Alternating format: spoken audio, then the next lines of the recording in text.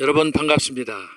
오늘도 이렇게 함께 강의를 통해서 만나게 돼서 감사합니다. 오늘 또 강의에 앞서 몇 시간 우리 함께 했던 것처럼 건국 대통령 이승만 그리고 경제 부국 대통령 박정희 두 분을 기념하여 만든 그분들의 업적을 기념해서 만든 노래 나의 조국 대한민국 그리고 혁명의 불꽃처럼 세 번째는 9월 15일 1950년 9월 15일 6.25 당시에 인천 상륙작전이 백아더 장군에 의해서 전개가 됐습니다. 제가 어저께 극동방송 창립 특별 연주회가 롯데 잠실 콘서트에서 있어서 초대받고 갔습니다. 갔더니 그 1부, 2부 그 파트 중에 75회 인천 상륙작전 기념해서 특별히 그 음악들 또 각 지방에 있는 극동방송국 어린이 합창단들이 나와서 노래하는 걸 봤는데 굉장히 감동적이었습니다. 그래서 백아더 장군을 기념하는 동시에 이승만 대통령의 그때 대통령 그 재임기였기 때문에 그 상황들을 배경으로 어저께 극동방송에서 행사가 있었습니다. 너무 감동적이었습니다. 그래서 노래 세 곡 듣고 시작하도록 하겠습니다. 나의 조국 대한민국, 혁명의 불꽃처럼, 그리고 자유를 향한 헌신 함께 듣겠습니다.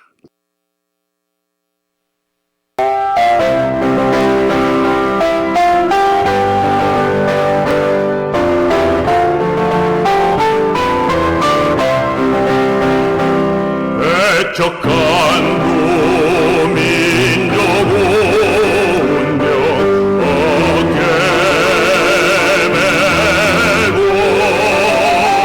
열강들의 각축 속에 독립을 이뤘네. 자유민주 신앙 경제 동맹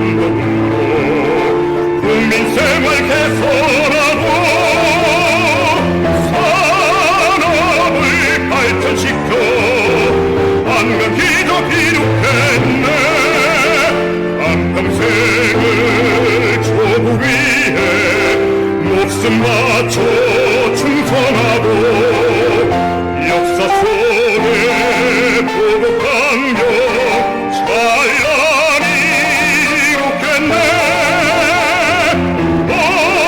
오늘은 세계로 내일은 미래로 한겨레의 민족혼을 세계 속에 휘날려라.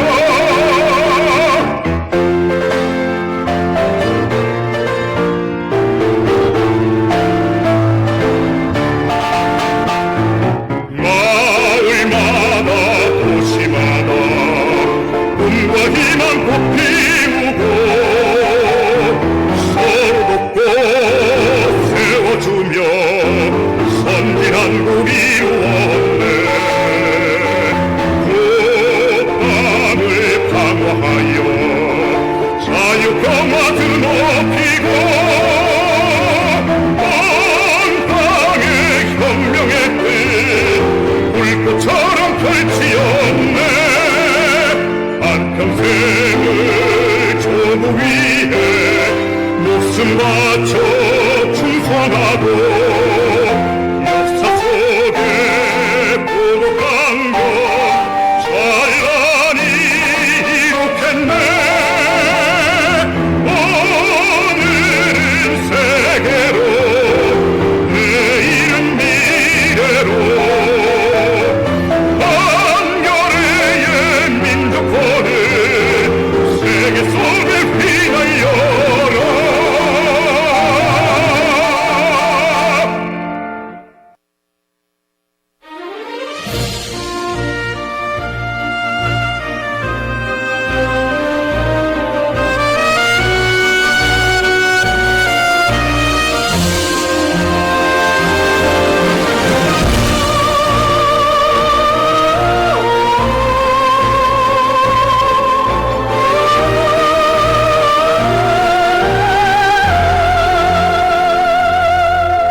거친 바람 높은 파도 끝없어도 용맹스런 태극 깃발 꺾지 못했네. 국민들의 환호 속에 힘찬 발걸음 우리들의 가는 길 자유기 들리라. 인천의 파도여 바닷길 열어라. 아 자유의 노래여 하늘 높이 울려라. 한겨레의 가슴속 불꽃처럼 타올라서 지구촌의 민족혼 찬란하게 비추거라.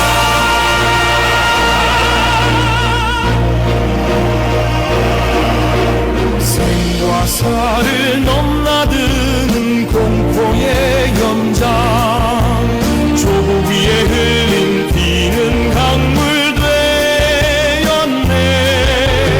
역사 속에 새긴 사랑 가슴에 품고 승리 함성 통일 꿈도 이루리라. 인천의 파도여 바닷길 열어라.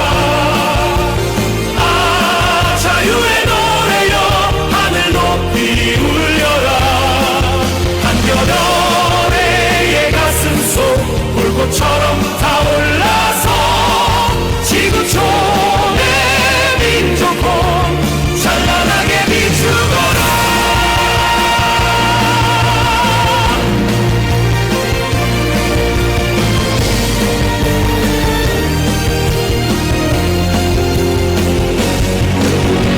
아 인천의 파도여 바닷길 열어라. 아 자유의 노래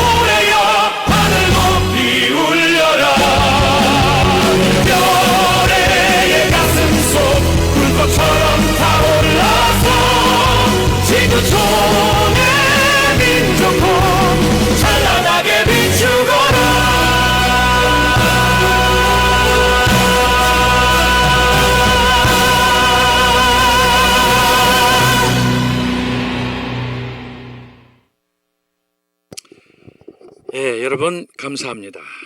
자, 이 시간에는 시로 여는 근대교회사 또 주말에 시를 한 수 준비를 해 보았습니다. 오늘 제목은 광화문 행진입니다. 함께 낭송하고 시작하겠습니다. 광화문 행진 2025년 11월 주말 토요일 광화문 사거리 이승만 광장 전국에서 모여든 남녀노소 수많은 애국 시민들 정해진 모든 순서 끝난 후 마무리 행사로 애국 시민들의 시가 행진 어깨에는 무장한 병사처럼 배낭을 메고 한 손에는 태극기를 다른 손에는 성조기 들고 6대로 진열을 정비한 후 광화문 현장에서 총각 을지로와 프라자 호텔을 지나 시청 돌아서 다시 사거리로 함께 행진하며 탄식 중에 외치는 함성 이게 나라냐 앞으로 우리는 어찌할꼬 문제는 범죄자들의 국정 불법 장악 후 급속히 추락하는 국가 경쟁력 국민들의 불안감 확대 주여 우리 어떻게 해야 하는지 말씀하여 주소서 우리 인도하소서 기도하겠습니다. 하나님 아버지 여름 지나 가을로 들어섰습니다. 거리에는 단풍으로 특별히 황금 물결을 이루는 은행나무 단풍으로 저희들이 참 놀라운 이 계절의 맛을 느끼는 그런 은혜를 주셔서 감사합니다. 은행 잎이 수북히 쌓인 그 거리를 걸으면서 참 나에게도 이런 황금길이 언제 열리나 하는 기대감 속에 참 이 계절을 보내고 있습니다. 단지 거리에 있는 은행나무 단풍뿐이겠습니까? 산과 들에 퍼져 있는 온갖 나무들 또 이 계절에 풍성하게 열매를 제공하는 과일 열매들 참 우리가 이런저런 생각들을 하면서 하나님께서 주신 은혜에 감사의 고개를 숙입니다. 하나님 아버지 저희들은 한 것 없이 이렇게 눈으로 보고 또 귀로 듣고 입으로 맛보는 이런 놀라운 은혜를 특별히 이 황금 계절에 경험하게 하시니 감사합니다. 하나님 아버지 그러나 우리가 나라를 생각할 때 국가적으로 매우 어려운 상황에 직면하였습니다.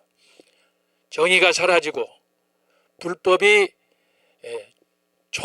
총괄하는 이런 어려운 때를 맞이하여 저희들이 언제까지 진리를 위해서 정의를 위해서 싸워야 되는지 주여 안타까운 마음 어떻게 해야 될지 주님 앞에 엎드립니다.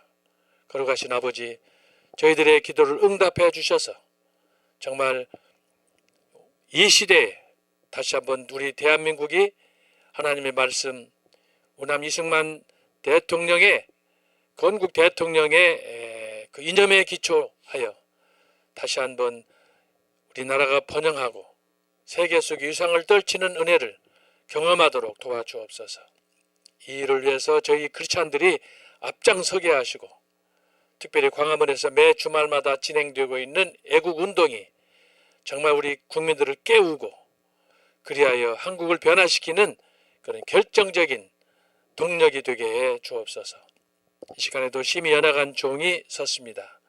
우리가 역사의 발전과 또 변동 속에서 오늘 우리는 500년 전 근대교회 역사 초기로 돌아가서 다시 한번 역사란 무엇인가를 회상하게 하시고 그리하여 우리가 역사를 통해서 새로운 교훈을 받는 그런 복된 시간이 되도록 도와주옵소서.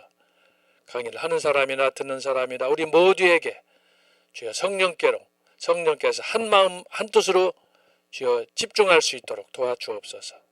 감사하고 예수님의 이름으로 기원하옵나이다. 아멘. 자, 오늘은 지난 시간에 이어서 근대 교회 몇 가지 변화된 그 상황들에 대해서 우리가 살펴보도록 하겠습니다. 자, 지난주에 그 강의안 좀 올려주시면 좋겠습니다.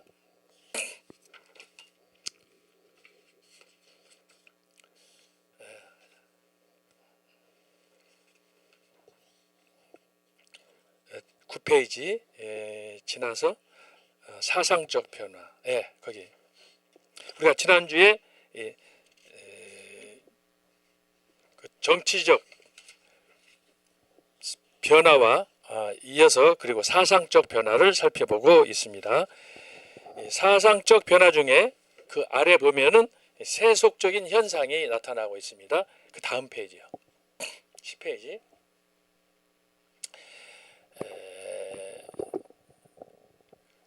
우리가 지난 시간에 살펴본 것처럼 이 근대 교회는 과거의 역사가 변했던 그 변화의 10배, 100배로 급속도로 변했다라는 것을 우리가 살펴보았습니다.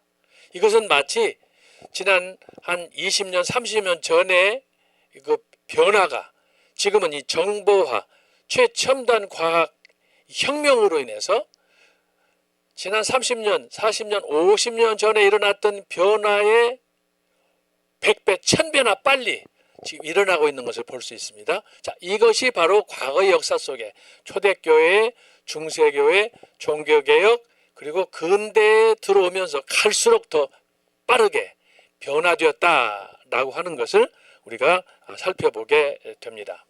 그래서 오늘은 이 근대교회 지난번에 말씀한 것처럼 정치적으로 급속한 변화가 교황권 중심의 세계의 그 문화가 이제는 이제 근대 교회와 더불어서 이것이 각 나라로 이렇게 민족 국가로 독립하는 현상으로 그러면서 로마 가톨릭 교회의 이 철권 정치 체제가 소위 하이라키 체제처럼 삼각형으로 구성되었던 교황 중심의 모든 역사가 다시 재편되는 그런 상황을 맞게 되었다. 그 정점에 종교 개혁이 있었다라고 하는 것을 말씀을 드렸습니다. 자, 그런데 이렇게 근대 교회가 되면서 급속도로 세계가 발전했는데 그 발전했던 여러 요인 중에 하나가 우리가 지난번에 살펴봤지만 소위 이 세계 전쟁사에 획을 그었던 그 중에 하나가 뭐냐 그러면은 소위 화약의 발명이라고 말씀드렸어요. 전쟁의 양상이 달라지는 거예요. 지금은 어떻습니까? 화약 정도가 아니에요. 지금은 핵무기 때문에 세계가 지금 긴장하고 죄송합니다. 세계가 이것 때문에 지금 긴장하고 있지 않습니까? 그러니까 벌써 뭐 50년, 60년 이 전하고 지금 상황하고는 비교할 수 없는 거예요. 이게 뭐냐? 문명의 발달 속에서, 과학의 발달 속에서 이룩한 뭐 인간이 좀 더 나은 생활을 위해서 개발한 전쟁을 종식한다. 뭐 이런저런 명목으로 평화를 유지하겠다라는 명목으로 그걸 개발했지만 결국은 그것은 지금 현재는 인류의 재앙으로 다가오고 있다 하는 것을 우리가 기억해야 되겠습니다. 지금 뭐 제가 어제도 그제도 계속해서 정보하는 정보들은 AI 앞으로 21세기 향후 인간 문명과 관련해서 AI가 가져올 역할이 뭔가라는 것을 지금 경쟁적으로 전 세계가 지금 주목하고 있는데 우리나라가 지금 아직은 선진 대열에 끼지 못하고 지금 좀 처져 있습니다만은 그동안의 실적을 볼 때 틀림없이 우리 한국이 이 AI에서도 세계 문화를 주도한 그런 나라로 우뚝 서리라고 생각합니다. 하여튼 이런 다양한 변화들이 도처에서 일어났는데 근대에 바로 이런 변화가 전쟁사에서 이 화약의 발명으로 시작이 되어서 그동안에는 전쟁 자체가 뭐 칼싸움, 뭐 지역적 이런 싸움이었지만 이제는 우리가 인제네라는 데서 보지만 소위 화약이 발명되면서 총과 칼, 활 이거 게임 자체가 안 되는 거 아니겠어요? 그런 변화가 일어났다. 그리고 두 번째로 제가 드리는 말씀은 뭐였어요? 다시 말하면 나침반이 발명되면서부터 이제는 그동안의 육지전에서 이제는 바다 영역을 넓혀가는 전쟁 양상이 다시 또 바뀌는 그런 상황으로 가게 됐다. 그리고 마지막에 소위 인류 문명과 관련해서는 가장 중요한 소위 인쇄술의 발달과 더불어 인류 문명은 또 다른 한 단계 도약을 갖게 됐다라고 하는 거예요. 자, 이런 것들이 지금 21세기 저와 우리가 살고 있는 이 시대로 보게 되면은 소위 컴퓨터의 발명, 거기다가 지금은 AI의 새로운 개발, 도대체 우리 인류 역사가 어디로 갈 것인가, 어디가 종착지인가 생각하면은 뭐 흥분도 되지만 앞이 보이지 않는 그런 그 두려움의 공포의 시대가 우리 앞에 있다는 것을 우리가 살펴보게 됩니다. 지금 이 AI와 관련해서 여러분 지금 드론이 옛날에는 우리가 무장하고 전쟁터에 갔지만 지금 러시아하고 우크라이나 전쟁을 보게 되면은 그 우크라이나에 있는 중학생, 고등학생들이 이 컴퓨터, 이 드론을 연구해 가지고 안방에 앉아 가지고 지금 러시아 모스크바를 공격하지 않습니까? 뭐 그것뿐입니까? 이제 미국에서, 이스라엘에서 소위 원격 작동을 통해서 지금 뭐 하마스니 헤르마스니 이란이니 앞으로 지금 초 관심사는 중국과 러시아, 마지막 중국과 러시아가 어떻게 될 것인가, 이게 초미의 관심사인데 지금 뭐 여러 역사 그 전문가들에 의하면 러시아의 종말, 또 중국도 이미 시진핑 시대는 끝나고 새로운 그 시대로 이제 갈 텐데, 그래서 그 역사학자들이 예측하는 중국의 미래는 굉장히 어둡다. 지금 경제적으로 상하이, 북경 여러 지역에서 지금 이 무너지는 소리가 바벨탑처럼 무너지는 소리가 지금 막 엄청나게 지금 지축을 흔들지 않습니까? 자, 이런 것들을 보게 됩니다. 하여튼 이 근대로 가면서 시대가 점점점 발전해 갈수록 이것은 마치 우리 인생도 마찬가지예요. 3살짜리, 4살짜리, 그런데 좀 더 성장해가지고 10살짜리, 10살에서 10대 중반, 20대 가면 갈수록 혈기왕성한 그 우리 자신들의 모습의 변화의 모습을 우리가 보잖아요. 그런 것처럼 인류 역사도 그런 모습을 통해서 계속해서 끝없이 발전해 갔다. 물론 여기에 대해서는 이제 19세기에 소위 말하는 여러 학자들이, 역사학자들이 역사를 진단하는 것들이 많이 나와 있어요. 과연 역사가 계속해서 지금 생각하는 것처럼 발전만 할 것이냐? 그렇지는 않습니다. 결국은 이제 스팽글러가 썼던 서구의 몰락이라든지 또 토인비가 썼던 소위 도전과 응전이라는 역사의 그 전망, 이런 것들을 보게 되면은 결국은 인류 역사란 어느 한 단계까지 발전하지만 그 이후에는 다시 원점으로 돌아가서 결국은 우리의 미래는 서구의 몰락에서 보는 것처럼 아주 비극적인 종말을 볼 수밖에 없을 것이다 라고 하는 거예요. 이것은 이미 성경에서 언급된 그런 사실이 아니겠습니까? 지금 성경에서 보는 대로 아담과 하와의 창조 이후에 인류가 급속도로 이렇게 문화를 장려하면서 발전해 갔지만 결국은 그 문화는 하나님을 대적하게 됐고, 그것으로 인해서 맞이했던 첫 번째 징벌이 뭐였습니까? 노아 홍수라는 하나님의 심판을 직면하게 됐고, 그 이후에 인류가 또 두 번째 꾼 꿈이 뭐였어요? 바벨탑 사건 이후에 우리가 하나님의 징벌, 노아 홍수 같은 이런 것들을 면하자라고 해서 이제 바벨탑을 쌓고 했지만 결국은 하나님께서 그 민족들을 온 열방으로 흩어버렸고, 그 이후에 이제 역사는 끝없는 도전 속에서 지금까지 이렇게 흘러내려오게 되었습니다. 그래서 결국은 뭐냐? 역사는 흥망성쇠의 역사예요. 뭐 한 나라가 영원히 지배하지도 못하고, 그렇다고 한 나라가 또 영원히 비극적인 노예 상태에서 있지도 않고, 그런 모습들이 성경 창세기부터 계시록까지를 보게 되면 이게 파노라마식으로 계속해서 이것이 나간다. 어떨 때는 흥한 것 같지만 어떨 때는 또 망하게 되고, 자, 이런 흐름의 맥락 속에서 저와 여러분이 항상 목적을 분명히 하고, 그래서 우리는 이 시대 어느 시대든지 하나님의 말씀을 붙잡고 그걸 표태 삼아서 우리가 신앙으로 살아야 된다라고 하는 것을 우리가 배우게 됩니다. 그래서 오늘은 이제 계속해서 그러면 이렇게 정치적인 변화 속에서 각 나라들이 다양하게 각각의 민족주의를 형성을 했는데 또 다른 면에서 근대의 변화가 일어나는데 그것이 뭐냐 하면 사상적인 변화예요. 사상적인 변화. 그 10페이지 제일 아래 한번 보겠어요. 10페이지 제일 아래 보면은 그 근대화에서 제일로 첫 번째 나타나는 것이 뭐냐 하면은 세속화 현상이에요. 자, 이 부분은 정광 목사님이 그 말씀표를 통해서 성령의 나타남 행사를 통해서 다양하게 설교를 했어요. 그런데 그 첫 번째 이 세속화 현상이 뭐냐 그러면 하나님으로부터 떠나는 종교 개혁이 이루어졌던 개혁자들의 그 말씀 중심의 신앙으로부터 떠나가지고 소위 자율적인 내 마음대로 신앙생활 하겠다, 내 마음대로 나의 행복을 추구하겠다라고 하는 그런 그 세속적인 방식으로 근대 교회는 방향을 전환하게 되었다. 이것이 사상적인 변화의 첫 번째로 등장하는 거예요. 세속화 현상이에요. 여러분, 세속화란 뭐예요? 이건 매우 함축적인 거예요. 압축된 함축적인 거예요. 여기는 다양한 것들이 거기에 함께 이렇게 뭉쳐 있습니다. 자, 한번 보겠습니다. 자, 세속화는 용어의 의미상 대개 난폭하고 부도덕하며 호색적이고 경솔한 품행을 가르칩니다.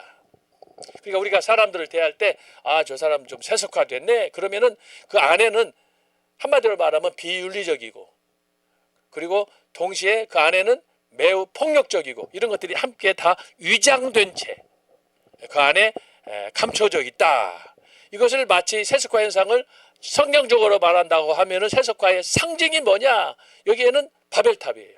거기는 불신앙도 있지요, 불신도 있지요, 거기에 폭력적인 거 있지요, 모든 거 인간의 교만, 이 인간의 교만의 그 극적인 표현이 바벨탑 아닙니까? 그래서 그 말씀 창세기에서도 언급을 했지만 우리가 하늘 높이, 하늘 끝까지 이 탑을 쌓아서 하나님의 심판을 피하자.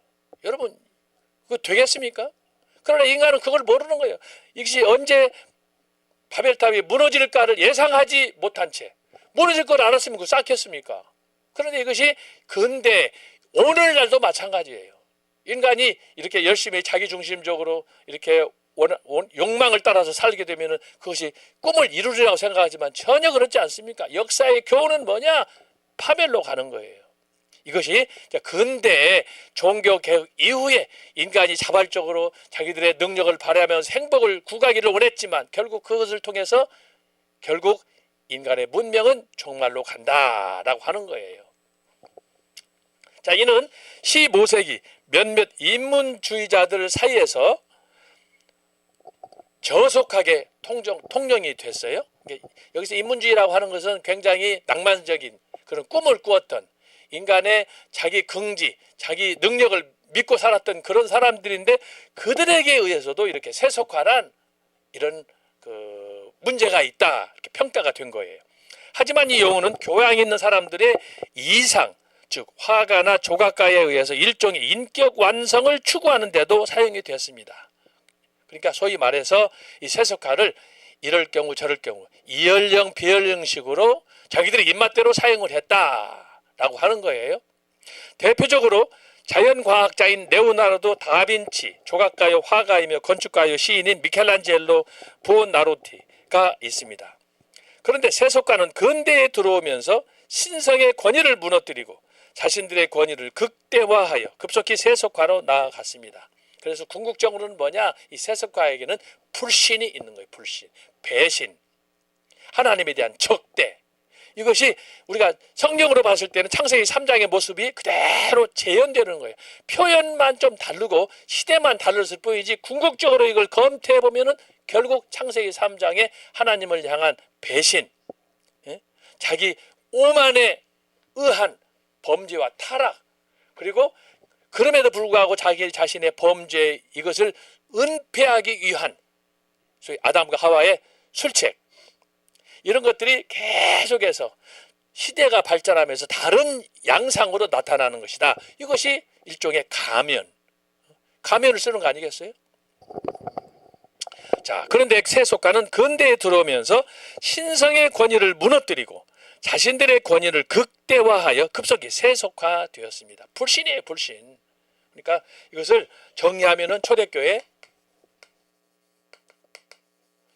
뭐였어요? 하나님 중심. 초대교회는 하나님 중심, 하나님 중심이었을 때 그들이 강조했던 건 뭐예요? 말씀 중심, 말씀. 제가 계속해서 강조하는 거 아니겠습니까? 말씀 중심, 하나님 중심, 말씀 중심. 이건 그것은 뭐예요? 삼위일체. 그래서 초대교회 때 이미 지금 우리가 21세를 살아나가는데 그 당시에 2000년 전에 이미 우리에게 필요한 텍스트가 뭐냐? 소위 영적, 스피리추얼 맵이 뭐냐? 영적 지도가 뭐냐 하는 것을 이때 이미 2000년 전에 그려준 거예요. 우리는 지금 신앙생활 하면서도 우리가 스스로 연구하고 발견해서 우리가 하나님을 믿는 게 아니에요.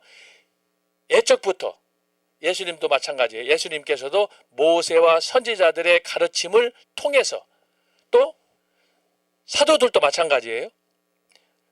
특별히 사도 바울 같은 경우 그는 바로 이런 그 구약의 예시였던 그 말씀이 어떻게 오늘 이 시대에 그 이루어지느냐 하는 그 확신 속에서 그가 말씀을 주지 않아요.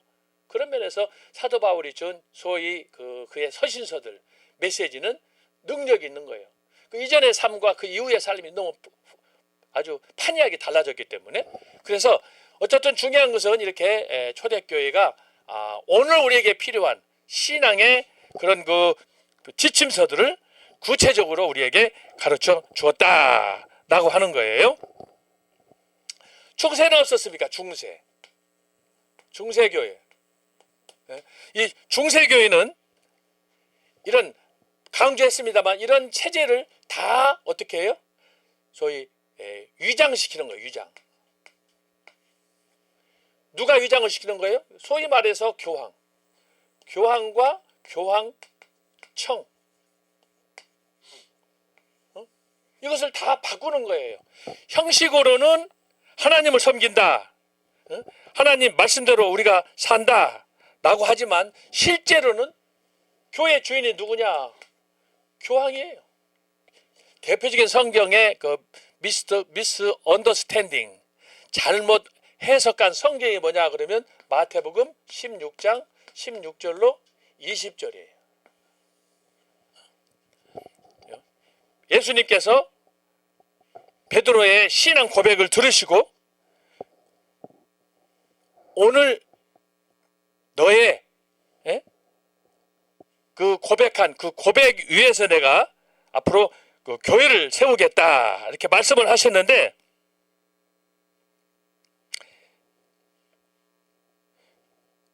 그럼에도 불구하고 이 그 로마 가톨릭 교황은 그것을 자기들 방식으로 이것을 해석해 가지고 그래서 초대교회의 전통이 중세교회 1000년 동안 이것이 왜곡되었다. 그래서 제가 이거 위장이라고 썼잖아요. 위장. 제가 이걸 계속 강조하잖아요. 그래서 강조하는 게 뭐예요? 이 중세교회로 돌아가면 안 된다라고 하는 거예요. 중세교회는 위장, 결국 교황이 신이 되는 그런 그 상황이기 때문에 우리가 이것을 수용할 수 없다라고 하는 거예요. 초대교회 종교개혁은 어떻습니까? 종교개혁? 중세교회가 주장했던 이런 위장된 일종의 로마 가톨릭 교회를 바벨탑으로 우리가 상징화한다면 종교개혁자들은 이거 안 된다는 거예요. 그래서 이것을 거부하고 어떻게 해요? 초대교회로 돌아가는 거예요. 초대교회. 그래서 종교개혁이 역사의 분기점 아주 중요하다고 제가 말씀드렸잖아요. 얼마나 내가 이걸 강조합니까? 그런데 지금 우리가 살고 있는 이 근대교회. 근대교회는 어떻습니까? 종교개혁이 초대교회로 돌아가는데 근대는 어디로 돌아가느냐? 중세로 돌아가는 거예요. 중세로 돌아가면 어떻게 돼요? 중세로 돌아가면 망하는 거예요. 망하는 거예요. 근데 우리가 이것을 보면서도 반성하지 않고 뉘우치지 않고 하나님께 돌아가지 않아요. 지금 우리 한국 교회 모습을 여러분 보세요. 어떤 분 어제 만나서 얘기를 해보니까 뭐라고 얘기하느냐? 신앙은 보수적이라는 거예요. 그러나 정치는 진보라는 거예요. 여러분 이게 말이 되는 겁니까? 제가 이것 때문에 지금 지난번에도 제가 말씀을 드렸습니다면은 기독교 역사 속에 나타난 역사의 정론, 이것에 대해서 제가 지금 조그마한 논문을 준비하고 있는데, 이것을 잘못 이해하게 되면 이 사람들의 논리에 빠져드는 거예요. 신앙은 보수인데 정치는 자유다. 여러분, 그런 회귀한 논리가 어디가 있어요?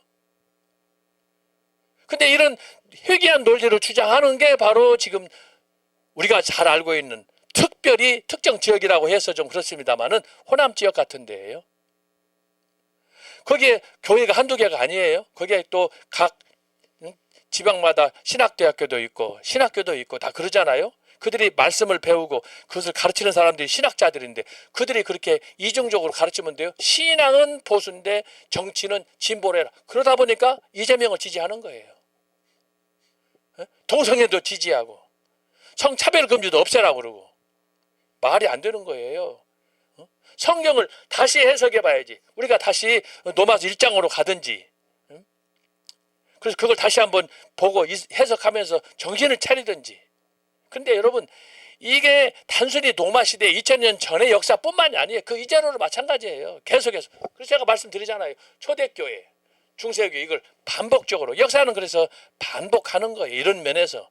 근데 반복이, 이것을 반복이라고 한다면, 근데 이 반복이 어디로 가느냐? 인간의 궁극적인 소위 타락과 범죄, 배신으로 가는 거예요. 이 세 가지 방법 외에는 없어요. 저와 여러분이 요즘에도 신앙생활하면서 늘 정말 말씀 붙잡고 우리가 기도하고 살아갑니다마는, 근데 우리가 항상 결심했음에도 불구하고 다시 그 다음날 다시 우리가 범죄하고 하는 것들은 뭐냐? 다른 게 아니에요. 결국은 타락, 범죄, 배신인데 거기에는 뭐가 있느냐 하면은 하나님이냐 아니면 사탄이냐에 관한 선택의 문제. 이것이 뭐냐? 선택이에요. 선택. 결국은 정강 목사님이 지적한 거 보면 정말 놀라워요. 선악과를 먹느냐 아니면 생명나무를 취하느냐, 이 둘 중에 하나. 선택. 창세기 2장으로 가는 거예요. 역사는 바로 매 시대마다 거기서부터 다시 반복되는 거예요. 우리가 뭐 왕정시대다, 뭐 포로시대다, 뭐 노마시대다, 이런 제국들을 얘기하지만 궁극적으로는 뭐냐? 창세기 2장. 생명나무를 취하라. 그러나 금단의 열매, 선악을 알게 하는 지식의 나무의 열매를 먹지 말라. 하나님이 금지하지. 근데 결국은 뭐냐? 시대와 사회적인 그 환경만 다를 뿐이지 궁극적으로는 우리는 원점으로 돌아가는 거예요. 그런 면에서 하나님 말씀은 저와 여러분에게는 계시가 되는 거고, 우리에게 영원한 텍스트, 교훈의 말씀이 되는 것이고, 그렇게 되는 거예요.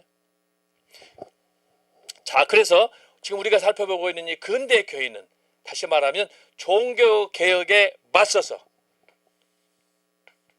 종교개혁은 중세교회에 저항하면서 초대교회로 돌아간 운동을 펼쳤지만, 근대교회는 이것을 거부하고 다시 바벨탑 시대로 가겠다. 인본주의 신학으로 이렇게 공로사상을 강조하는 이런 소위 천년의 그 어두운 그림자가 자욱한 그 시대로 가겠다라고 하는데, 여러분 지금 보세요. 우리가 살고 있는 우리 대한민국의 현실만 봐도 얼마나 지금 위급한 상황입니까? 그런데 대부분의 우리 주변에 있는 국민들은 이걸 몰라요. 여전히 이재명이 좋다는 거예요. 지금 이재명이 얼마나 악법을 많이 만들어서 나라를 지금 아주 몰락시키고 침체시키고 있는데도 불구하고 거기에 대해서 방관하고 있어요. 바른말 하지 않아요. 그리고는 오히려 바른말하고 정의를 외치면은 너희들은 극우라고 하는 거예요. 왕따시키는 거예요. 공동체로부터 자꾸 배제시키는 거예요. 이거 있을 수 없는 거예요. 자, 그래서 우리가 바로 이런 부분들에 대해서 문화가 발전한다, 그렇게 좋은 현상은 아니에요. 왜? 결국은 인간은 어디로 가느냐? 교만해서 스스로 타락하고 범죄해서 결국 하나님의 은혜에 감사하지 않고 배신하던다. 그게 성경의 역사요. 지금까지 인류가 우리가 배워온 문명의 역사가 바로 그걸 가르쳐 주는 거예요. 그 정점의 바벨탑, 우리가 잊어버리면 안 돼요. 오늘 이 시대의 바벨탑이 뭐냐? 바로 세속화된 이런 문명을 얘기하는 거예요. 세속화는 뭐예요? 하나님 멀리하고 내가 좋아하는 취향에 따라서 자기 방식대로. 그러다 보니까 하나님께서는 계속해서 강조하는 게 뭐예요? 이 땅에 하나님의 나라를 세워서 그리고 그 나라에서 거룩을 힘쓰며 세상과는 구별된 채 하나님 앞에서 온전히 충성하는 헌신된 삶을 살아라. 이게 로마서 12장 1절 2절 아닙니까? 세상을 본받지 않고 오직 하나님 앞에서 나의 자신의 삶, 내 자신의 육신을 산 제물로 드리는 것. 그것이 저와 여러분에게 구속받은 하나님의 자녀로서의 최대의 목표가 돼야 되는데 그렇지 않은 거예요. 잠깐 듣고 깨닫지만 돌아서면 잊어버리고 어디로 가느냐? 타락하고 범죄하고 배신하는 가네. 결국은 뭐예요? 선택의 문제에서 인간이란 뭐냐? 하나님 중심으로 살기보다는 어떻게든지 무슨 변명을 하든지 자기 중심으로 자기와 합리해가면서 또 다른 바벨탑을 쌓는 거예요. 여러분 한번 생각해 보세요. 지금까지 저와 여러분 예외 없이 얼마나 나 중심의 바벨탑 이것을 거부해 온 적이 있습니까? 그래서 강조하는 게 내가 나를 지배할 수 없는 이런 비극적인 삶 속에서 성령의 은혜를 받아야 성령의 충만을 받아야 이걸 회복할 수 있는 그런 능력을 위로부터 받는다라고 하는 거예요. 그래서 참 저는 가끔 제가 말씀드립니다만 정광 목사님께서 수많은 설교 말씀하셨지만 그중에 가장 인상 깊은 게 뭐냐? 지정의를 반납하라. 결국은 지정의를 반납하는 거예요. 선악과를 반납하는 거예요. 그러면 끝나는 거예요. 왜 이렇게 성경의 역사 아담의 창조 이후 지금까지 왜 지금 우리가 이렇게 2000년대 21세기를 살아가는 문명의 최첨단 마지막 시대를 살아가면서 왜 우리가 이렇게 고민하느냐? 단순한 거예요. 하나 때문에 그러는 거예요. 선택. 생명나무냐 선악과냐. 그거 하나 때문에 그러는 거예요. 지정의를 내가 반납해야 되느냐 안 해야 되느냐. 그것 때문에 고민하는 거예요. 다른 거 있어요? 그런데 우리가 늘 고민하는 것처럼 우리에게 또 주님께서 교훈을 주신 것처럼 예수님은 바로 그 부분에 있어서 명쾌하게 마지막 갈보리를 십자가를 지는 그 고통을 앞에 두고 죽음을 앞에 놓고 겟세마네 동산에서 기도하면서 아버지 할 수 있으면 이 잔을 피하게 해 주옵소서.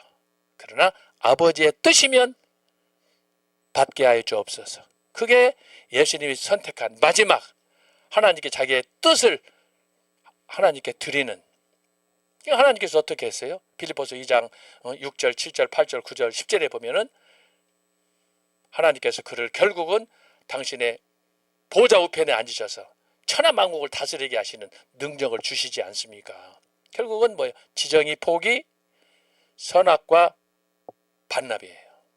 그러면 끝나는 거예요. 자, 그런 면에서 우리 정광훈 목사님의 이 성경 해석 방식, 성경을 이해하는 실제적인 부분들은 놀랍다, 탁월하다. 여러분 우리가 선악과의 얘기, 지정의 얘기 한두 번 들어봤어요. 그러나 그걸 원색적으로 성경 그 뿌리를 찾아서 그것과 적용해서 우리에게 도전하는 예는 저도 수많은 책들을 보고 여기저기 말씀을 들어봤지만 없어요. 그런 면에서 우리가 참 우리 정광훈 목사님이 참 귀하다라고를 알 수가 있는데 바로 근대가 이런 시대예요. 그래서 세속화란 뭐냐? 자유방임, 한마디로 말하면 내가 나를 지배하고 누구도 나를 간섭할 수 없는, 그러다 보니까 종교개혁 때는 온전히 하나님 중심, 신 중심, 말씀 중심이었는데 이것이 이제는 입장이 바뀌어져 가지고 내 마음대로 내 의지대로 이렇게 살겠다라고 하는 거예요. 그러면 여러분 한번 솔직하게 생각해 보세요. 우리가 자유를 원해서 늘 자유를 갈망하지만 지금 현재 소위 저쪽 사람들이 생각하는 그런 자유, 프리덤이 좋지만 그것을 주제 없이 그냥 마음대로 이렇게 베풀었다고 그러면 과연 이 땅이 어떻게 되겠습니까? 지금 성차별이며 동성연애며 이런 것도 어떻게 되겠어요? 다 무너지는 거예요. 결국은 몰사하는 다 죽는 거예요, 같이. 자, 그런 걸 여러분들이 이제 깊이 깨달으시고 그런 면에서는 적당히 하나님께서 저의 경험을 통해서 마찬가지예요. 하나님께서 나에게 자유를 주셨지만 이 자유가 죄의 멍에가 되면 끝나는 거예요. 갈라디아서 5장 1절에 있는 것처럼. 그래서 하나님께서는 그것을 제어할 방식으로 하나님께서 성령을 통해서 우리 안에 탄식하게 하시고 그래서 우리로 하여금 스스로 알아서 절제할 수 있는 왜 성경에서 이걸 모르면 어떻게 성경에서 성령의 9가지 열매를 통해서 사랑과 희락과 자비와 이것을 우리에게 주셨겠습니까? 하나님은 벌써 우리의 마음을 너무나 잘 아시는 거예요. 그러니까 우리의 필요를 따라서 어떤 것들은 허락하시지만 또 어떤 것들은 그래서 엄하게 규제하고 금하시는 거 아니겠습니까? 궁극적으로는 저와 여러분이 그래서 레위기에 있는 것처럼 우리가 거룩하고 그래서 하나님의 구별된 백성으로 살아가는 것이고 그것이 곧 하나님이 꿈꾸셨던 하나님의 나라의 삶의 지침이자 그 백성들의 소위 삶의 목적이다. 이것을 우리가 기억하는 것이 매우 중요하다고 하겠습니다. 이거 아니면 우리가 예수님 믿을 그런 동기나 어떤 그 목적이나 이것들이 있을 수가 없어요.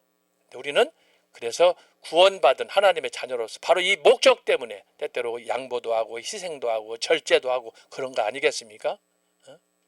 자, 그래서 여러분 바로 이 부분을 기억하시고 두 번째는 뭐냐? 그 아래 보면은 세계관의 변화가 나옵니다. 그 아래예요. 두 번째 그 아래. 두 번째예요. 그 아래. 예, 거기 보면은 세계관의 변화 나오죠? 자, 이건 뭐냐면은 아까 말씀드린 것처럼 세속화가 되면 결국은 내가 하고 싶은 대로 모든 걸 다 하는 거예요. 내가 주인이 되는 거예요. 내 주인은 원래 창조주 하나님인데 근대에 와서 내가 내 주인이라고 하는 거예요. 누구도 간섭하지 말라는 거예요. 소위 개인주의가 극대화되는 거예요. 근데 지금부터 500년 전뿐만 아니라 지금 앞으로 갈수록 개인주의는 더 치열할 거예요. 그러니까 사람들이 그 개인주의에 매료되어서 그것이 얼마나 악하다는 것이 그것이 종말이 얼마나 비참하다는 걸 모른 채 그걸 부여잡고 있는 거예요. 그것이 바로 현대인들이 생각하는 자유라고 생각하는 거예요. 그러나 여러분 그렇지 않아요. 좀 더워서 제가 옷을 좀 벗겠습니다. 좀 꺼주세요. 너무 더워. 자, 그래서 이렇게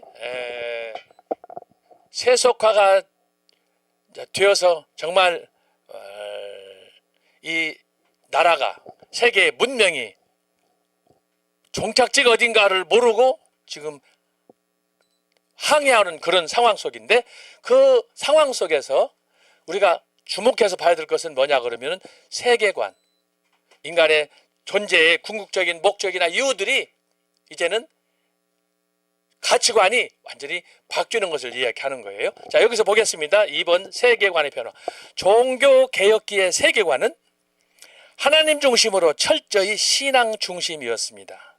그러나 근대에 이르러 사고의 중심이 하나님 중심에서 인간 중심으로 전환하면서 인간의 자연을 보는 관점에 큰 변화가 일어났습니다. 자연은 이제 더 이상 하나님의 피조물이 아닙니다. 이로써 인간은 자연이 하나님에 의하여 규정되고 통치되기보다는 스스로 존재하는 것으로 인식하였습니다.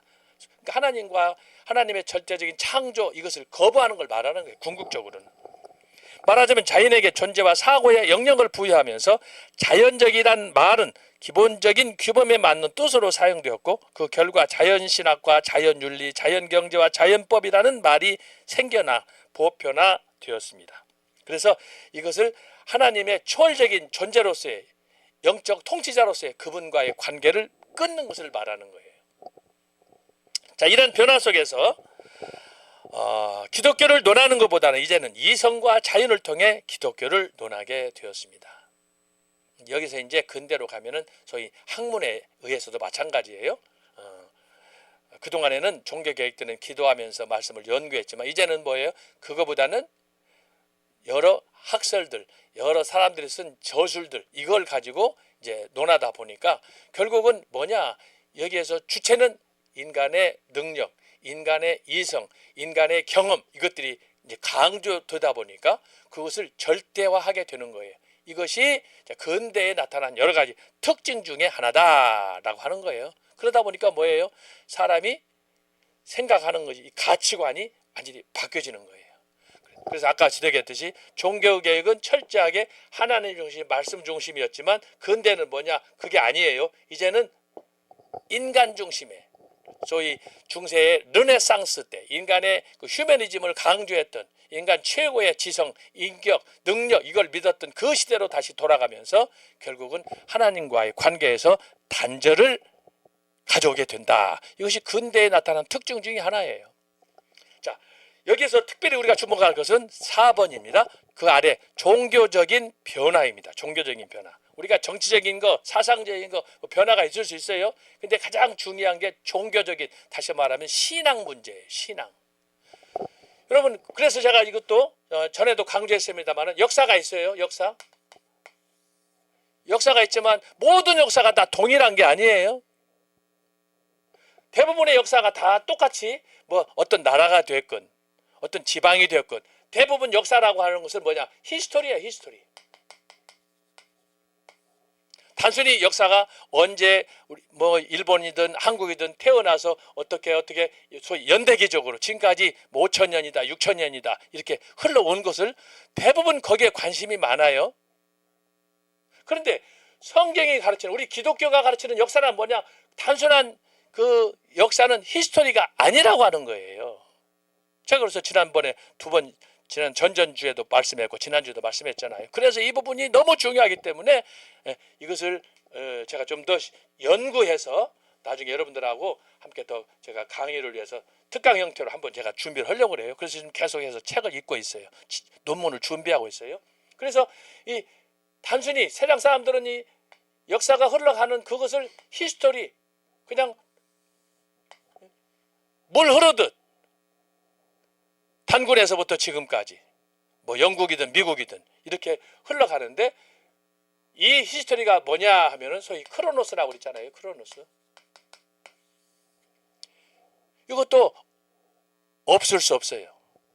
굉장히 중요해요. 그래야 우리가 예를 들면 우리가 이제 태어나서 지금까지 성장하면서 10살, 20살, 30살 이거 얼마나 중요해요. 히스토리. 어느 중간에 한 시대를 뺄 수도 없고 그 역사 자체가 나의 오늘의 모습인데 그런데 이제 이거보다도 더 중요한 게 뭐냐 우리가 무조건 하루하루 산다고 해서 이 의미가 있는 게 아니잖아요. 그건 동물적인 거예요. 본능적인 거예요. 근데 여기에 성경이 우리에게 가르치는 역사는 뭐냐 하면 그게 아니라는 히스토리가 아니라 뭐예요? 히스토리 안에서 제기되는 것이 뭐라고 그랬어요? 크로노스, 카이로스. 역사 속에 하나님께서 저와 여러분에게 어느 의미 있는 한 시대를 한 사건을 통해서 하나님이 저를 또 하나님께서 우리 모두를 구원의 역사로 하나님의 자녀가 되는 역사로 우리를 양자로 수용하는 이런 대역사가 일어난다라고 하는 거예요. 그 가장 대표적인 사례가 뭐예요? 떨기나무 불 가운데서 하나님께서 모세를 부르시잖아요. 또 다메섹 도상의 사도 바울을 부르시나요? 이게 바로 뭐냐 하면은 카이로스예요.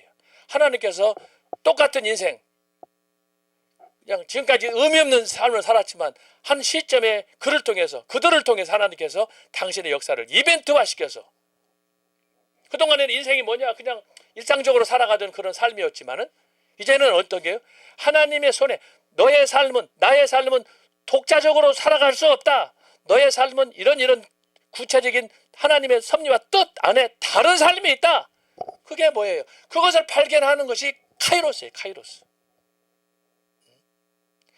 저와 여러분은 예수님을 믿고 신앙생활을 한다. 우리 청기도 신학원에서 강의를 듣고 이렇게 말씀을 한다라고 하는 것은 특별한 거예요. 지금. 아무나 이 강의 들을 수 있는 게 아니에요.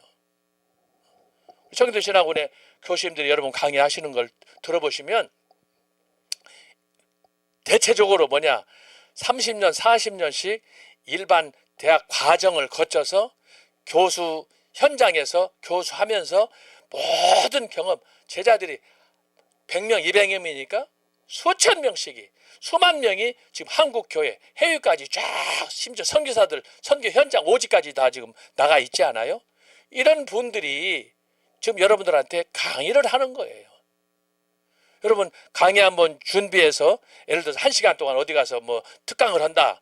강의 1시간 준비하는 게 쉬운 일이 아니에요. 나만 듣고 나만 듣는 게 아니에요. 수많은 사람들이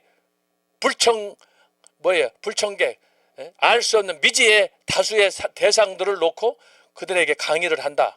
그러면 강의를 대충 준비하지 않고 할 수 있어요? 1시간이면? 근데 한 학기를 한다. 또 몇 년차 한다. 이건 완전히 교수로서 강사로서 머릿속에 어떤 이념이나 철학이나 신앙이 잘 준비되지 않으면 할 수 없는 거예요. 그러니까 여러분 보세요. 신약학을 가르치는 교수님이나 구약학을 가르치는 교수님이나 또 선교학이나 또 거기다가 손원배 교수님 같이 조례신학이나 하신 분들이 보통 강의가 아니에요. 농축된 잘 숙련된 그동안 여러 수많은 사람들을 만나는 과정에서 시행착오를 거치면서 정립된 그걸 여러분들한테 강의하는 거예요. 그러니까 똑같은 내용일지 몰라도 그 내용이지만 그 무게감은 다른 거예요. 저는 그런 생각을 해요. 그래서 여러분들 이걸 잘 주목해야 되는 거야. 그래서 일반적으로 우리가 학교에서 문화사니, 동양사니, 서양사니, 한국사니 뭐 이런 역사 과목들을 많이 배우잖아요. 대부분 그 보면은 그건 히스토리, 연대기적으로 가는 거예요. 연대기. 그런데 그 연대기 안에서도 우리가 이제 가끔씩 중요한 그 사건들, 예를 들면 1차 세계대전이다, 2차 세계 이런 거 배우잖아요. 근데 우리는 그것도 중요하지만 그 안에서 뭘 하느냐?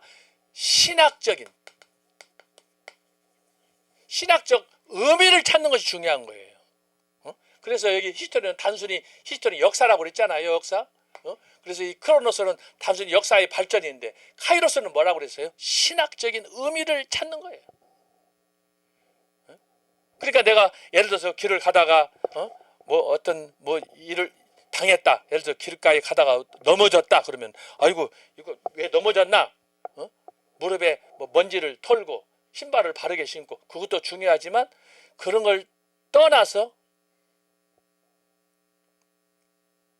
그 안에 담겨져 있는 혹시라도 내가 다른 하나님 앞에서 무슨 실수를 했나? 어떤 그런 영적인 것들을 스스로 교훈을 찾는 그것이 크리스찬으로서의 삶의 의미예요. 그러나 그전에는 예수 안 믿을 때는 그냥 넘어지면 넘어진 대로 내 마음대로 살아가는 거 아니에요. 그러나 신앙인으로서 어떤 사건 앞에 직면했을 때는 그것을 깊이 성찰하고 해석하는 거예요. 그걸 배우는 훈련을 우리 청교도 신학원에서 교수님들이 여러분에게 가르쳐 주는 거예요. 얼마나 귀한지 몰라요.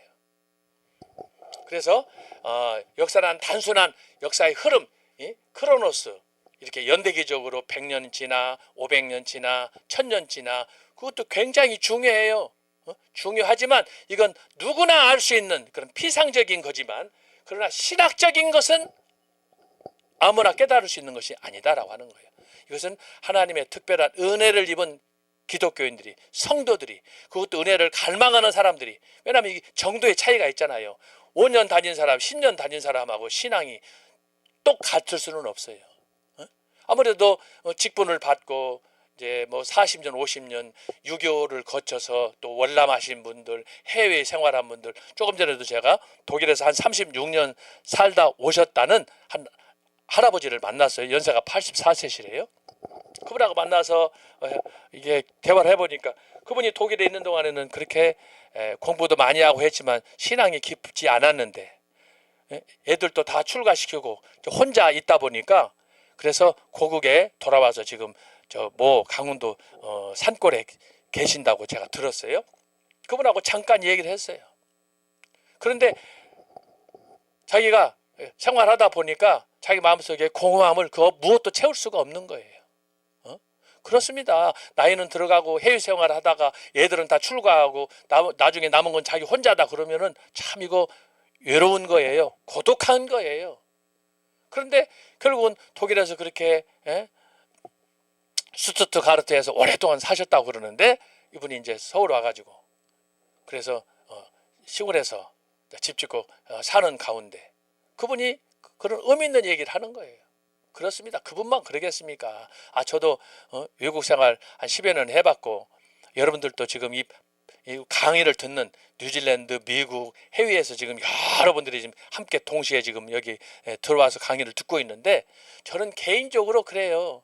사명 따라서 선교 오지에 가서 또 특별하게 이제 여러 가지 상황 때문에 미국에, 호주에, 독일에, 유럽에 뭐 이렇게 저 남아메리카 이런 쪽에 거주할 수 있는데 저의 경험으로 또 주변에서 몇몇 지인들과 더불어 대화를 해보면 한국처럼 좋은 나라가 없다라는 게 지금은 공통 결론이에요. 결론. 근데 이런 것들이 10년, 15년 전에 그랬습니까? 그렇지 않았어요. 그런데 최근에 이렇게 갑자기 우리나라가 경제적으로 부강해지고 또 이렇게 정치적으로 안정되고 다 그랬는데 지금 한순간에 이 모든 우리가 이뤄왔던 문화를 다 놓칠 상황에 직면한 거 아닙니까? 지도자 한 사람 때문에. 지금 어제도 그렇고 그제도 그렇고 지금 빅 이슈가 뭐냐면 광주 사태 일어났던 5.18 사건. 5.18 사건이 지금 쟁점으로 지금 부각하고 있어요. 근데 5.18을 누가 했느냐? 호남 사람이 일으킨 게 아니라고 하는 거예요. 광주 사람이 일으킨 게 아니라는 거예요. 누가 일으켰느냐? 지금 지만원 씨 지금 법정 구속돼 가지고 2년 형 살고 나와 가지고 이분이 이제 본격적으로 5.18의 진상을 규명하면서 지금 전국 다니면서 강의를 하고 있어요. 그분이 진술한 책에 의하면 또 최근에 모 법원에서 이분의 지만원 박사가 주장했던 5.18 사건의 배후에 대한 그것을 그 판결문에다가 인용을 했어요. 일부. 그 인용문이 뭐냐? 5.18 광주 사태는 북한 김일성의 조작에 의해서 모략에 의해서 진행된 거다. 그 앞잡이가 누구냐? 김대중이라는 거예요. 그러면 김대중이 어떻게 김일성과 그렇게 관계가 됐느냐?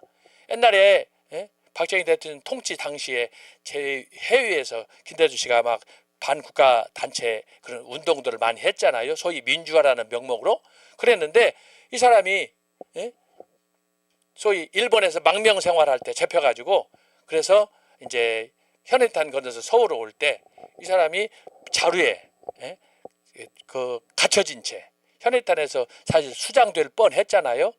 그런데 드라마틱하게 그 사람이 살아났어요. 김대중 씨가 살아났는데 그 위에 살 길이 막막하는데 그때 당시에 김일성이가 자금을 댔다는 이 얘기가 지금 이제 나오고 있어요. 그러다 보니까 그때 생사를 오고 가는 그 위기 속에서 김대중 씨가 김일성의 자금을 받고 이제 그때부터는 그 자료에 의하면 김일성이한테 충견 개가 됐어요. 개. 김일성이가 말하는 대로 할 수밖에 없는 거예요. 그때 위기에서 그 돈을 자금을 받았기 때문에 그래서 그 얘기가 지금 유튜브에 돌고 막 있습니다. 저도 그걸 어제 그제 봤어요. 뭐 오래전부터 나왔습니다만은 자세한 걸 제가 읽어봤어요. 그걸 보다 보니까 광주 사태, 5.18 사태는 누가 일으켰느냐? 김대중도 아니야. 김일성이가 일으킨 거예요. 남북 적화 통일을 위해서. 그거의 성공 여부에 따라서 남한을 적화 통일하려고 하는 구체적인 계획이 있었는 이게 이제 폭로가 되는 거예요. 참 심각한 상황입니다. 그런데 아직도 지금 그때가 언제인데 지금도 주사파 공산주의의 그 망령에 사로잡혀가지고 그걸 위해서 맹종하는 사람들이 지금 있잖아요. 그게 소위 말하는 대통령들이 그런 짓거리 하고 있는 거예요. 거기다가 지금 보세요. 김대중, 노무현, 문재인, 이재명 그 사람들이 하나같이 꿈꾸는 것이 뭐예요? 아니 대한민국 이렇게 좋은 나라 삼천리 반도 금수강 이 좋은 나라를 어떻게 드릴 데가 없어서 김일성 그 빨갱이 그 새끼들한테 갖다 줍니까? 이게 제정신입니까? 지금 벌어지고 있는 것이 지금 우리의 현실이에요. 이재명이랑 하는 거 보세요. 군부를 장성들 다 자르고 지금 한 일부 윤석열 대통령 재직 당시에 임명했던 모든 장성들 지금 싹 물갈해가지고 그거에 탄핵에 뭐라 그럴까 비상계엄에 찬동했던 사람들은 다 지금 목을 잘라가지고 자기 일색으로 지금 이걸 하려고 하는 거예요. 그럼 뭐예요? 내란을 이재명이 하고 있던 모든 정책에 자기들이 사실은 내란인 이걸 통조자로 싹 만들어서 반국가로 만들려고 하는 거예요. 치가 떨리는 일입니다. 지금 어제 그제 지금 이게 뉴스 나오지 않아요, 여러분? 이런 상황을 그래도 우리 청교도 신학원이나 강화문에 나오는 애국 시민들은 알지만 절대 다수는 그 뜻을 몰라요. 여전히 이재명 잘한다는 거예요. 이 새끼들이 사람입니까? 이게 미친놈들이지. 에? 기가 막힌 거예요 지금. 그런 것들을 찾아내는 것이 뭐냐? 바로 역사의 진정한 의미인 바로 카이로스다. 하나님은 왜 이 시점에서 나를 부르고 여러분을 불렀는가? 왜 광화문 그 이승만 광장으로 불러내는가? 왜 이 시대에 하나님께서 정광훈 목사를 세우셨는가? 이걸 아는 것이 중요한 거예요. 만약에 여러분 어제도 그렇고 조금 전에도 아까 그 유럽에서 독일에서 오셨던 분하고 대화 중에 그분이 하시는 말씀이 그래요. 자기는 원래 정광훈 목사 팬이 아니었다는 거예요. 그런데 자기가 참된 진리를 알기 위해서 안 가본 데가 없더만 통일교도 가보고 여호와 증인도 가보고 신천지도 가보고 다 돌아다녔더라고요. 내가 그래서 그랬어요. 아까 조금 전에 그분한테 이제는 방황하지 말고 깃발을 확실하게 꽂으세요. 다른데 우왕좌왕할 시간이 없습니다. 광화문 정광훈 목사님 위해서 기도하고 열심히 나오고 그 다음에 깃발도 신앙도 딴 데 쳐다보지 말고 뭐 가서 보니까 다 비슷하대. 내가 그랬어요 그분한테. 여러분 선생님 비슷한 게 아닙니다.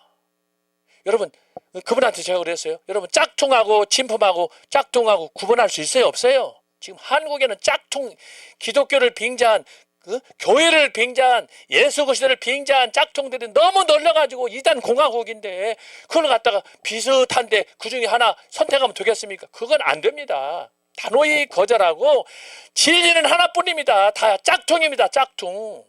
가면 죽어요. 그래서 내가 확실하게 사랑제일교회 정광훈 목사님 광화문 애국 여기다 깃발을 꽂으라고 그랬어요. 그때 자기도 동의한대요. 여러분 진리는 하나밖에 없어요. 여기 저기 있는 것 같아도 그렇지 않아요. 예수님께서 말씀했잖아요. 요한복음 14장 6절에서 내가 곧 길이요 진리요 생명이니. 여러분 우리의 생명도 둘이 아니에요. 진리도 둘이 아니에요. 길도 둘이 아니에요. 보기에는 둘 같지만 치명적인 거예요. 아까 제가 선악과 얘기하잖아요. 생명나무냐 선악과냐. 길은 두 가지를 동시에 잡을 수가 없어요.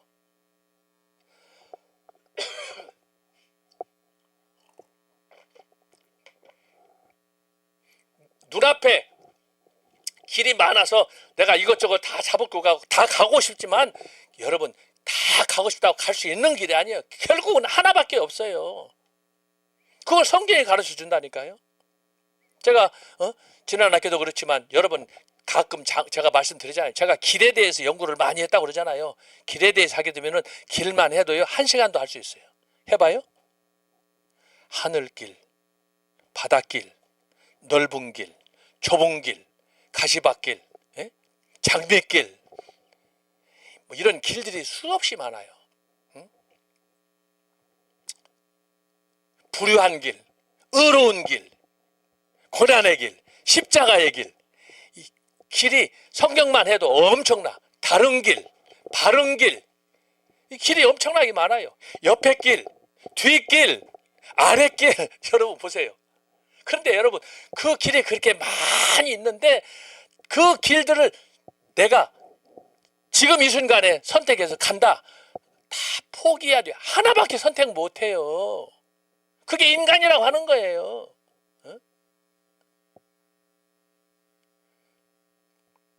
그런데 하나님은 성경 말씀을 통해서 보면은 내가 선택해야 될 그 길이 뭐냐? 하나밖에 없는데 그 길은 예수밖에 없다. 예수님이 말씀을 했잖아요. 내가 곧 길이요 진리요 생명이다. 누가 생명이라고 하는 4대 성자 있어요? 없어요. 자기들이 길이라고 했고 진리라고는 떠들었지만 나를 믿어야 구원받는다. 나를 믿어야 생명을 얻는다. 내세를 보장한 사람은 한 사람도 없어요. 그렇기 때문에 저와 여러분이 이 선택한 내가 선택한 건 아니에요. 하나님께서 우리를 만세전에 애정하여 하나님을 믿는 하나님의 자녀가 되게 하고 그래서 우리 기독교는 은혜로 시작해서 은혜로 마치는 거예요. 내가 한 건 아무것도 없어요. 제가 그래서 지난 학기에 이것이 바로 뭐냐? 에베소서 1장 3절로 11절에 나타난 14절까지 계속 나타난 것이 뭐냐? 하나님은 치밀하게 저와 여러분을 만세 전에 예정해서 불렀다. 예정했다고 그러잖아요. 그 예정 속에는 우리의 삶이 모든 것이 다 들어가요. 봐봐요. 예정이잖아요. 예정인데 이것이 뭐냐? 결국은 나, 우리예요. 우리. 나와 우리가 있어요. 그러면 여기서 나와 우리는 뭐냐? 출생, 그리고 사망. 이 기간이 우리에게는 연대가 딱 정해져 있어요. 그래서 여러분 생일들이 있고 아직 사망할 날짜, 임종 날짜는 아직 몰라. 그때는 다 각기 다를 거예요. 출생이 다른 것처럼 사망이 다를 거예요. 그런데 재밌는 건 뭐냐? 나와 우리가 출생과 사망이 정해져 있는데 다 다르지만 이것이 하나님께서는 뭐냐? 내가 태어나고 죽는 이 모든 것들을 언제요? 만세 전에 하나님께서 저와 여러분을 딱 점지해 뒀다 이 말이에요. 이거 신비 아니에요? 여러분 이거 놀랍지 않아요? 내가 태어나기 전에 나를 기억하셨다. 미치는 거예요. 그래서 하나님은 내가 나를 아는 것보다 더 많이 아셔. 나의 필요도 많이 아셔. 나는 생각하지 못했던 그것을 하나님은 이미 알고 계셔.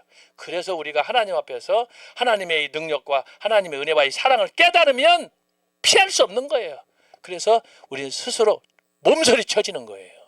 이걸 깨달은 사람이 사도 바울이에요.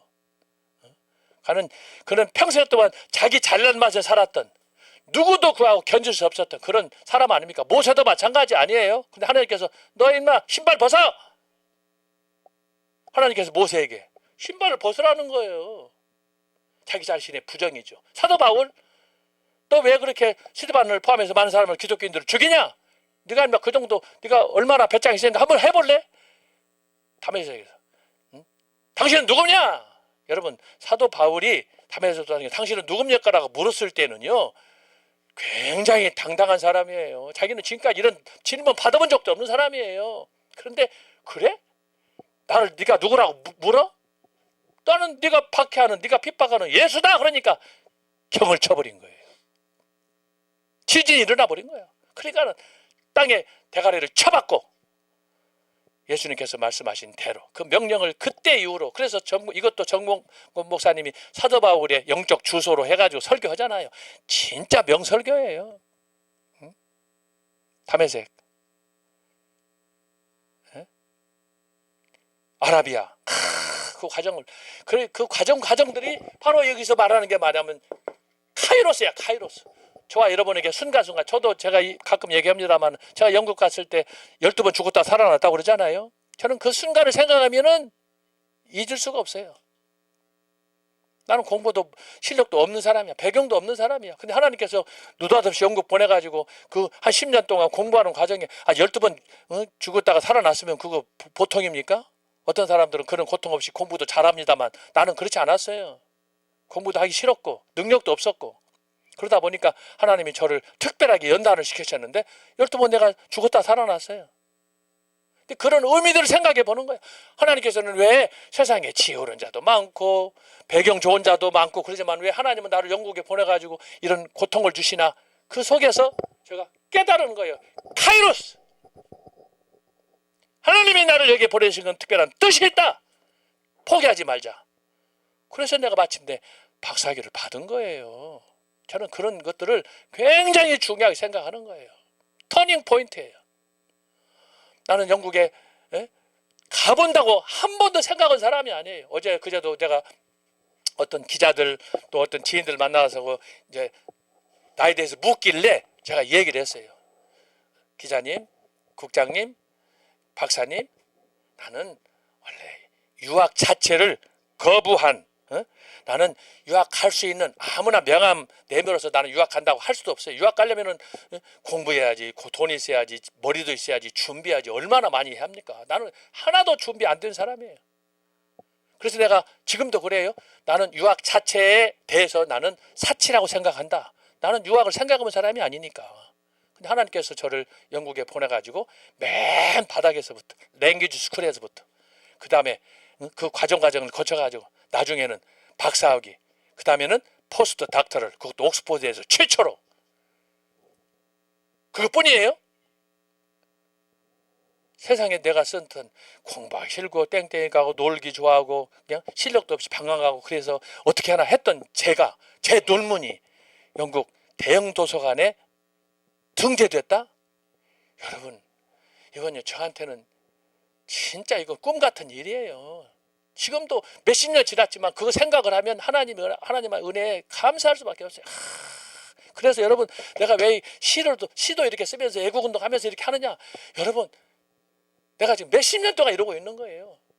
매주일마다 개척은지 코로나 때 지금 이제 4년 반 5년째 들어가는데 너무너무 감사해서 코로나 때 문재인이가 예배도 못 드리게 하지, 어디 가서 예배도 못 드리지, 마음대로 출입도 못 하지, 집에서 앉았으라고 그러지, 그러면 지 마음대로 지하철 식당은 오픈시키지, 교회만 폐쇄하지, 이런 나가지 싸가지가 없는 이런 일을 했잖아요. 그때 마침 우리 제자가 교수님 답답하죠? 우리끼리 그래 모여서 다과라도 하고 우리끼리 예배라도 보시다. 그렇게 해서 시작한 교회가 우리 교회예요. 너무너무 감사한 거예요. 그래서 그때 하나님 앞에 감사를 가 매주일. 그래서 제가 지난번에 그 기간 동안에 썼던 시들을 모아가지고 시집 2권을 제가 냈잖아요. 그래서 저는 내 마음속에는 여러분 각 사람마다 하나님의 은혜에 대한 감사의 표현이 다르겠지만 저는 제 마음속에는 늘 그런 마음이 있는 거예요. 내가 하나님께 드릴 나의 감사의 표현이 뭘까? 그래서 오다 가다 전철 타고 오다 가다 길을 가다 어디다 하면 늘 그 생각을 대화는 않지만 내 머릿속에서는 그것이 묵상이 떠나지를 않아요. 24시간 잠자다가도 벌떡 일어나고 그러면 빨리 뭔가 메모를 해놔야 돼. 그렇지 않고 좀 있다가 아이고 내가 이거 잘 기억해서 조금 있다 해야지. 그러면은 영원히 사요나라예요. 그러니까 기억날 때 핸드폰을 열든지 컴퓨터를 열든지 빨리빨리 이거 정리를 해놔야 그때 이 영감이 살아나지. 조금 있다 해야지. 그러면은 안 돼요. 이것이 저에게는 습관화되어 있어요. 자, 그런 생활 속에서 제가 참 어떻게든지 제가 경험하는 제가 받은 은혜 이런 것들을 여러분하고 공감하기 위해서 작은 거지만 그래서 제가 시로 여는 초대교회사, 시로 여는 중세교회사, 시로 여는 종교개혁사, 시로 여는 근대교회사. 제가 자료를 찾아봤어요. 전 세계의 자작시로 매 시간 이렇게 하는 사람은 서유한 교수밖에 없어요. 내가 교만해서 그런 얘기 하는 게 아니에요. 그만큼 나는 마음속으로 하나님과 끈끈하게 그분과 더불어서 교제하고 싶은 내 마음속의 영적 갈망이 그렇게 나타나는 거예요. 이것이 전부가 아니죠. 그래서 그렇지만 나는 그 말씀 속에서 묵상하면서 하나님 앞에 감사하면서 하루하루 살아가는 거예요. 이 하루하루 살아가는 이 연대기적인 크로노스의 삶 속에서 내가 찾는 신학적인 의미는 뭐냐? 카이로스의 오늘 하루 동안에 하나님께서 나에게 주신 은혜는 뭘까? 그걸 상상하는 거예요. 그래서 똑같은 시간 속에 살아가지만 우리 기독교인들은 뭐냐? 항상 그 똑같은 상황 속에서 우리는 카이로스, 하나님의 은혜를 신학적으로 찾아내는 거예요. 보화를 찾는 거, 다이아몬드를 찾아내는 것처럼. 그것이 저와 여러분이 오늘 크리스찬으로 존재하는 이유예요. 이유. 그래서 그 중에 한 방편이 저는 시를 써서 힘들지만 그래서 매주 우리 교회에서도 이걸 써서 낭독을 해주고 읽고 있어요. 너무너무 좋아해. 한 주 동안 직장 생활하고 지쳐있던 사람들이 그 시 하나 이렇게 쭉 예배 다 본 다음에 광고 시간에 이걸 함께 나눠서 읽거든요. 너무너무 좋아해. 제가 이것은 단순히 우리 청교도 신학원만 하는 게 아니에요. 총신대에서도 강의할 때 그때는 이게 유튜브로 줌으로 하지 않았어요. 그냥 강의를 해서 일반 오프닝 그 렉처로 이것을 A4 이것을 400장 500장씩 프린트해가지고 그러면 이만큼 돼요. 그것을 학생들한테 쫙 뿌려주면은 그 학생들이 그걸 받아서 듣고 나중에 학기말 되면은요 그걸 이렇게 이 노트에다가 철을 해가지고 어떤 사람들은 거기다 막 그림 그리고 뭐 얘가 낙서해가지고 그걸 나한테 와서 구경을 또 시켜줘요. 교수님 이렇게 잘 보관하고 있습니다. 야 그러면 또 감동이 되더라고. 별것도 아닌데 별별 경험을 다 해봤어요 내가.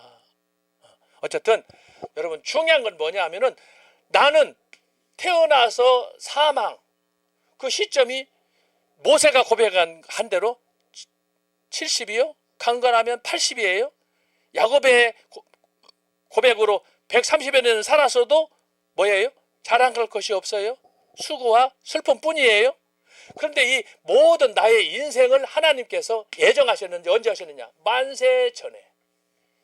기가 찬 거예요. 이런 심오한 나에 대한 여러분에 대한 이 관심을 이렇게 하나님처럼 성경처럼 명시한 그런 경전이 어디가 있어요? 불경 어디에 나와요? 아니면은 꾸란 어디에 나와요?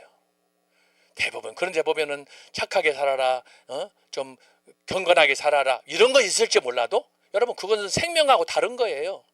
도덕적인 한 인간의 군상을 얘기하는 거예요. 그러나 성경은 뭐냐? 그걸 뛰어넘는 영원한 이터널 라이프, 영원한 생명을 향한 그 열망이 말씀을 통해서 저와 여러분에게 주어지기 때문에 그래서 그걸 깨달으면 우리가 견디지를 못하는 거예요. 그 소명 때문에 선교사로 가고 그 소명 때문에 순교를 하고 그러는 거 아니겠어요? 그런 면에서 기독교는 다른 종교하고 비교 대상이 아니에요. 그래서 예수님이 말씀한 내가 곧 길이요 진리요 생명이라는 유일한 거예요. 유일한 거예요. 둘이 아니에요. 보기에는 둘, 셋, 열 있는 것 같아도 결국에는 뭐냐? 하나밖에 없어요. 제가 아까 그러잖아요. 길이 내가 이렇게 서 있는 위치에서 길이 봐도 360도의 길이 우아래로 있어요. 우아래로 다 길 아니에요? 그런다고 내가 이런 그 공간 속에서 하나의 길을 선택한다 할 때는 만약에 마음으로 딱 정하면 하나지 둘이 될 수가 없는 거예요. 양다리 걸칠 수 없는 거예요. 그러나 우리 주변에는 양다리 걸치는 새끼들이 얼마나 많습니까? 특히 교회 목사, 신학자들, 박사들이 지금 나라가 이렇게 어려운 때인데 양다리 걸친 새끼들이 한둘입니까? 그래서 신앙은 보수인데 정치는 자유다. 이런 썰을 푸는 거예요. 진짜 이런 놈들 보면 그냥 싸다구를 돌려버리고 싶은 마음이 있어요. 그게 다 어디로 가느냐? 궁극적으로는 보기에는 천사 같은데 다 결국은 뭐냐? 바벨탑을 쌓는 거예요. 바벨탑. 나중에 어려웠다 그러면 그놈들이 어떻게 되겠어요? 배신의 가룟유다 1번이 되는 거예요. 1번. 배신의 아이콘이 되는 거예요.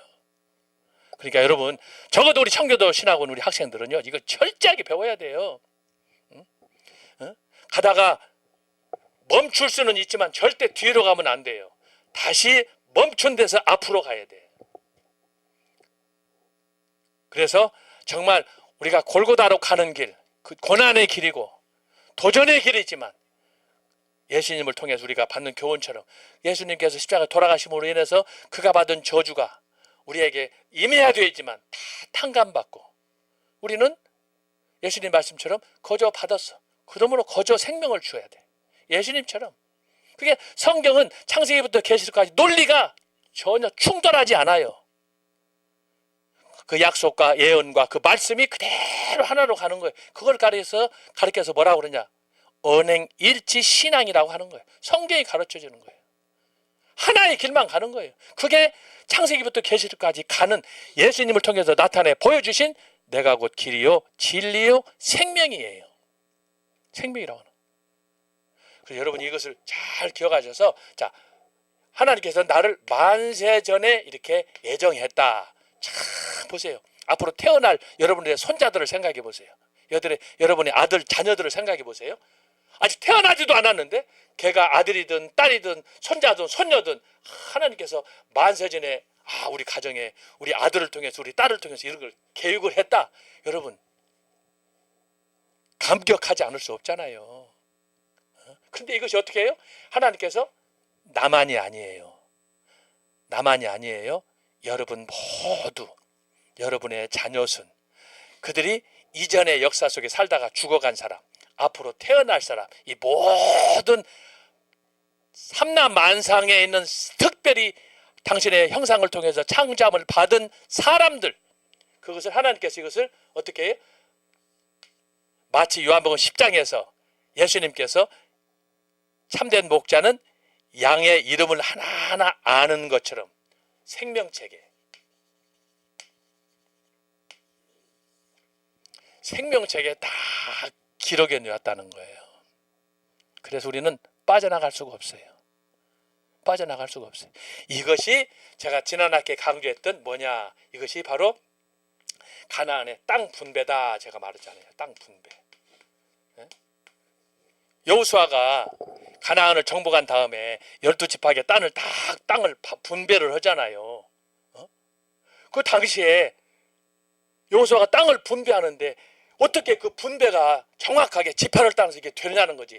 이것이 바로 이 애정론의 가나안 땅의 땅 분배는 압축이다. 하나의 예를 보여주는 것이다라고 하는 거예요. 이미 벌써 이 사건은 언제 이루어졌어요? 1500년, 지금 2000년 구약 모세 시대니까 3500년 전에 성취가 됐는데, 영원한 하나님께서 지금부터 3500년 전에 이스라엘이 가나안 땅 12지파가 땅을 분배받는 그때에 이것을 예정론의 한 증표로 가나안 땅 분배를 딱 보여주시는 거예요. 그리고 지금은 어떻게 해요? 하나님이 2000년 가나안 땅 분배 이후 지금 3500년이 지난 오늘 하나님께서는 어떻게 해요? 이 똑같은 애정론에 따라서 자, 만세 전에 가나안 땅을 분배하시고 만세 전에 저와 여러분의 앞으로의 모든 자녀 손까지라도 출생과 사망을 어떻게 해요? 생명책에 기록해 놓으시고 만세 전에, 그러니까 저와 여러분이 해야 될 일은 뭐예요? 감사밖에 없어요. 그래서 어메이징 그레이스 찬송이 나오는 거예요. 어메이징 그레이스. 그런데 사람들이 얼마나 교만하고 오만 방자합니까? 이 은혜를 알면서도 또 타락하고 범죄하고 배신하고, 그리고는 또 사탄의 앞잡이가 되어가지고, 이 대표가 바로 지금 현 정부에 있는 내각들, 교회 집사라는 총리로부터 거기 있는 집사라는 사람, 당대표도 마찬가지고 다 마찬가지예요. 이것은 이중적인 거예요. 성경은 용납하지 않아요. 이건 사탄의 가면을 쓰고 행동하는 위선적인, 마치 중세 로마의 교황이 하나님의 대리자인데 지가 하나님 되는 거다 똑같은 거예요. 이게 짝퉁의 대가예요. 여러분 이것을 잘 기억하셔가지고 정말 우리가 어떻게 살아가야 될 것인가.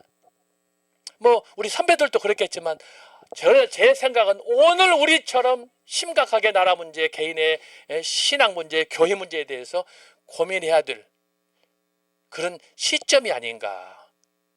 저와 여러분이 이것을 감당해야 될 몫이라고 저는 생각을 해요. 그런 면에서 우리가 함께 힘을 모아가지고 이 일을 극복해야 될 줄로 믿습니다. 그래서 여기서 여러 가지 그 종교적인 변화들이 나타나는 것을 제가 여기서 설명을 했는데, 여러분 이것은 교환을 참고하시고 하여튼 그럼에도 불구하고 하나님은 이런 그 근대의 급변하는 가치관의 변화 속에서 하나님은 어떻게 하시느냐. 그 전에 없었던 새로운 선교의 문을 여셔서 이제 이 근대로 가면서 갇혀있던 교회가 문을 교회 밖으로 돌리는, 배를 타고 활용하는, 문화를 이용하는, 역이용하는 그런 상황들이 발생하게 되는 거예요. 그런 면에서 역사는 참 빛과 어둠이 끝없이 교차하는, 정말 우리로 하여금 그 틈 사이에서 어떻게 하면은 이런 갈등 속에서 하나님을 찾아가고 하나님을 예배해야 되느냐, 아주 박진감 넘치는, 소위 매 순간이 선택인 하나님의 시험 속에서, 하나님의 축복 속에서 우리가 살아가게 되는 것입니다. 그런 면에서 우리의 삶은 비록 어둠일지라도, 때로는 빛일지라도, 좌절과 절망일지라도 우리의 삶은 신앙 안에서, 그리스도 안에서 드라마틱해요. 드라마틱. 오늘 이것도 이 말씀 여러분 기억하시면서 한 주도 승리하시고, 또 주말 광화문에서 애국운동 거기서 함께 만났으면 좋겠습니다. 며칠 남은 시간 동안 건강하시고, 정말 우리의 삶은 하나님의 손에 붙잡히는 거예요. 선택은 하나밖에 없어요. 내 마음대로 하려고 하지 마세요. 그분께 맡기세요. 기도하겠습니다. 하나님 아버지 감사합니다. 오늘 또 주어진 시간, 근대교회의 역사적 변화 속에서 우리가 어떻게 살아가야 될지, 결국은 선택은 하나밖에 없다는 것을 배웠습니다. 많은 유혹과 도전이 우리에게 있지만 주여 말씀으로 돌아가서 정말 하나님과 나와의 관계 속에서 이루어지는 역사, 단순한 역사가 아니라 그 안에서 카이로스를 찾는 역동적인 변화의 체험을 하는 모세의 떨기나무, 사자와 우리의 다메섹의 체험이 우리 삶 속에 매 순간 일어날 수 있도록 주여 우리를 붙들어 주옵소서. 이날도 또 토요일 애국운동 그 시점까지 며칠 동안도 하나님 은혜 안에서 승리케 하여 주옵소서. 감사하고 예수님의 이름으로 기도합나이다. 아멘. 여러분 감사합니다.